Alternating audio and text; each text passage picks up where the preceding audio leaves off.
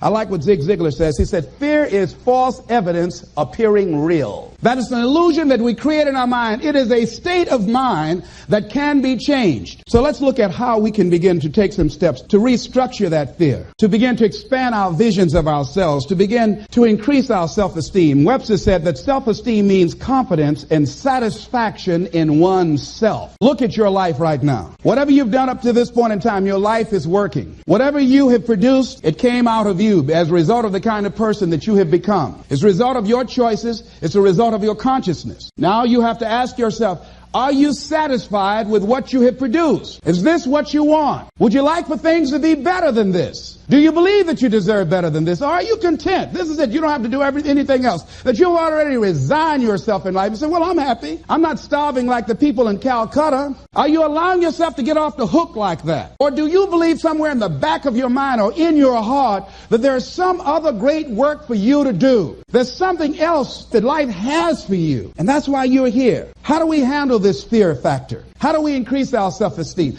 You have to begin to fortify yourself. How do we do that? I believe that you have to begin to consciously monitor your inner conversation and start talking to yourself. Start building yourself up. Sometimes the only good things you will hear about you are the things that you say to you. Young lady that was in the audience this afternoon said to me, I told myself yesterday for the first time, I'm proud of me. And she said, I felt good about that. So I'm saying learn to be your own booster. Start building yourself up. Start encouraging yourself. Start saying, I can do this. I can make this happen. When I started thinking about becoming a speaker, I said, yes, I can do this. I can make this happen. When I start trying to convince myself I can be a businessman after flopping and failing and losing thousands of dollars and feeling stupid and dumb and having people take advantage of me because of what I didn't know. I had to talk to myself because people were saying to me that I was dumb. And somewhere in the back of my mind, I was saying, you're right. Look at what I've done. I had to say, no, Les. Hey, come on, man. Get yourself together. You can handle this. You just haven't figured it out yet. It's all right. This is your training period. This is the tuition you have to pay for what you don't know. You can do this. Other people have done it. It doesn't take an Einstein. Get you some people that can teach you some stuff that you don't know. Get you some people that have done it successfully and learn from them.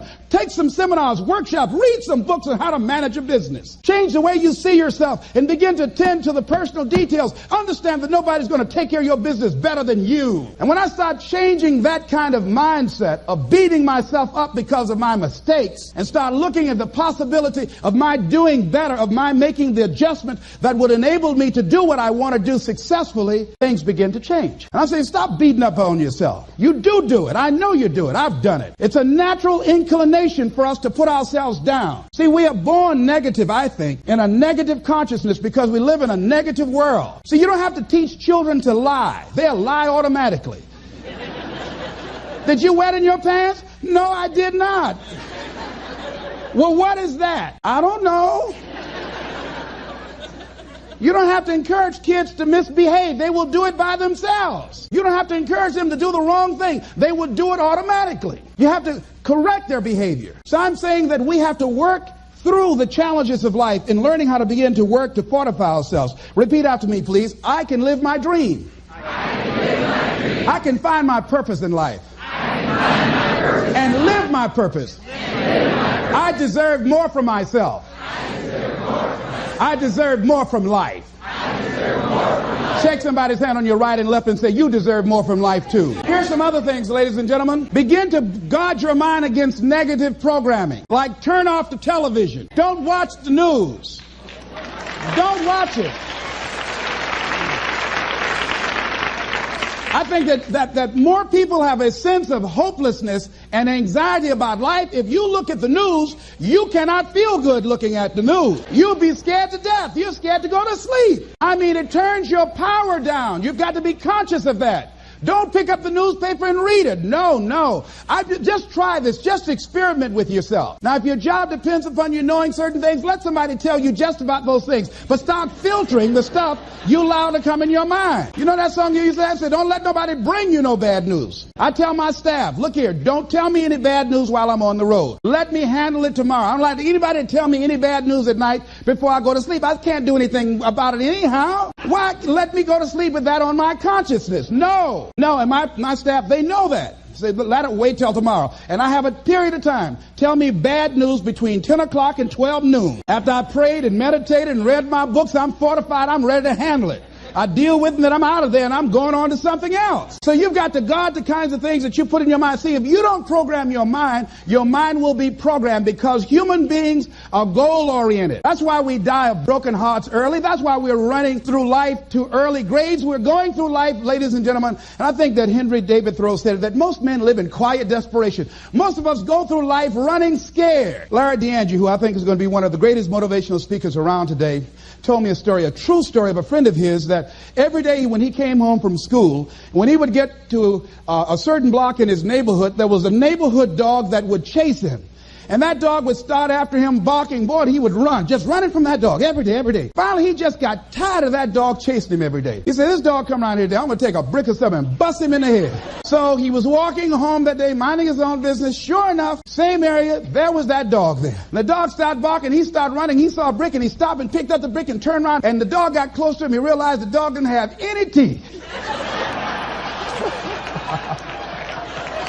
He said he put the brick down. He said, get on out my way. And ladies and gentlemen, all our lives, many of us go through life running from things that ain't got no teeth to do us any harm.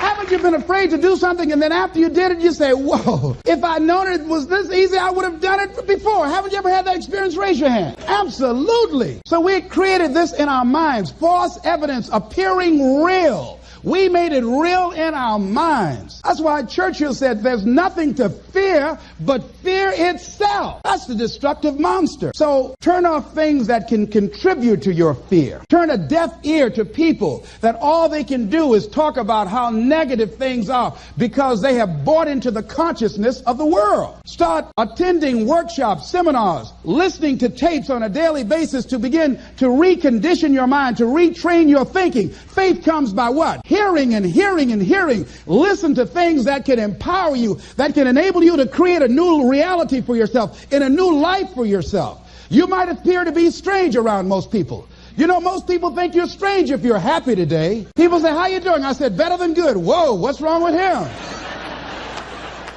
Just go around smiling and watch people. Look at this. Is this a weird guy over here? Because most people don't smile. Watch them. Look at their faces in the morning. Here we go, another Monday morning. How you doing? Haven't had my coffee yet. Don't ask me. See, these people have not found their purpose in life. That's why they're grumpy. That's why they're miserable. That's why they're so negative. They're hurting and they want to hurt other people. So start practicing using programs for your mind. Seminars, books, workshops. Keep a journal. Record your thoughts. What's happening with you? Every day when you get up, have a journal near you. I use a Jack Boland journal so that I can write down my ideas. I keep it by my bed so I can write down my thoughts. See, ladies and gentlemen, we get 3 to 4 thoughts a year that if we would act on those thoughts, they could change our life. Don't say, well, I'll remember that. No, write that thought down. I got a thought today I wrote down. A friend of mine is in the hospital. His morale is low. They're talking about amputating his foot.